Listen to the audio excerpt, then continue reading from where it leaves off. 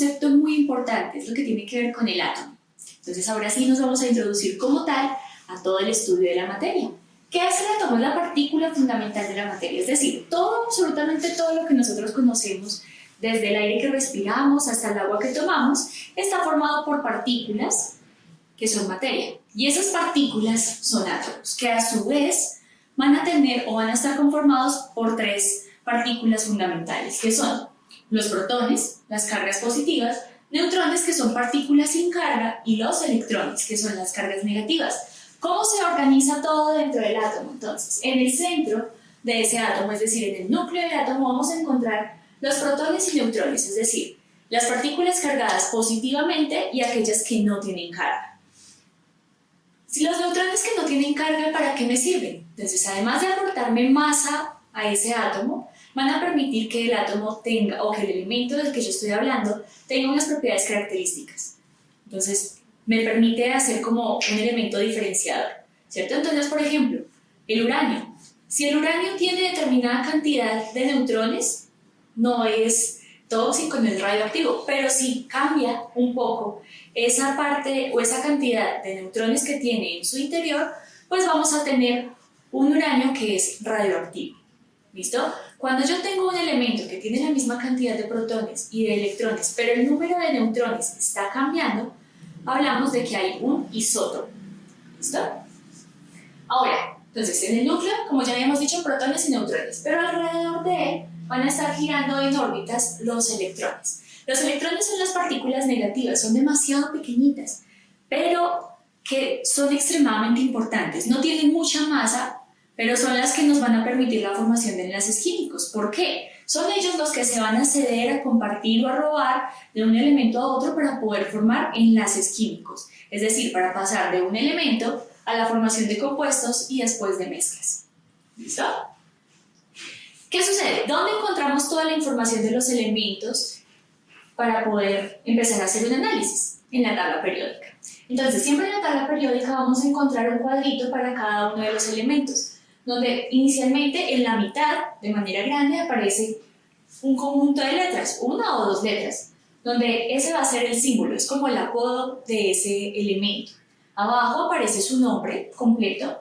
A un lado, al lado derecho generalmente, aparece nuestro número atómico, que en algunos lugares lo representan como Z. ¿Qué es eso? Es el número de protones que tenemos en nuestro átomo, es decir, las cargas positivas que están dentro de ese núcleo. Y por el otro lado aparece un número que generalmente es decimal, que vamos a conocer como la masa atómica. ¿Qué es la masa atómica? Como su nombre lo indica, va a ser la masa de todo el átomo en total.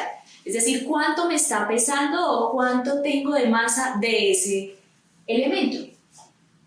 Entonces tenemos estas tres partículas, pero de las tres, las que son realmente pesadas son los protones y neutrones, es decir, las que están en el núcleo.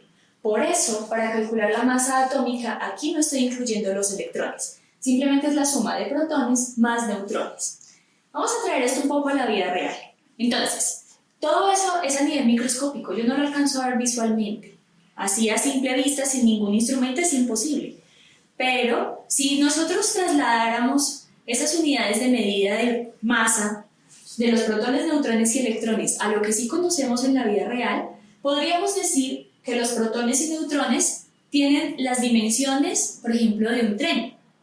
Entonces, pero los electrones pesan como las plumas. Entonces no importa cuántas plumas tenga yo, si yo tengo, por ejemplo, dos trenes nomás, un protón y un neutrón, y tengo 1000 plumas, el peso del elemento como tal no va a cambiar mucho, porque las plumas son insignificantes comparadas con el peso de esos trenes. Es por eso que en esta partecita de la masa atómica no lo vamos a incluir.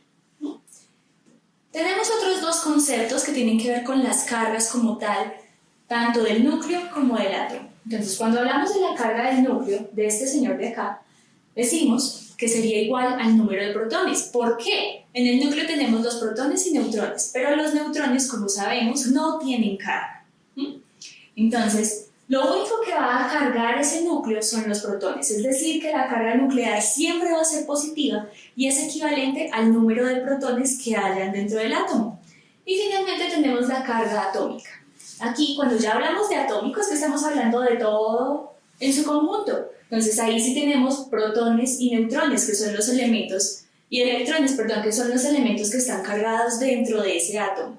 Entonces, es la diferencia entre ellos dos, las cargas positivas menos las cargas negativas. Y esta sería la carga total de nuestro átomo.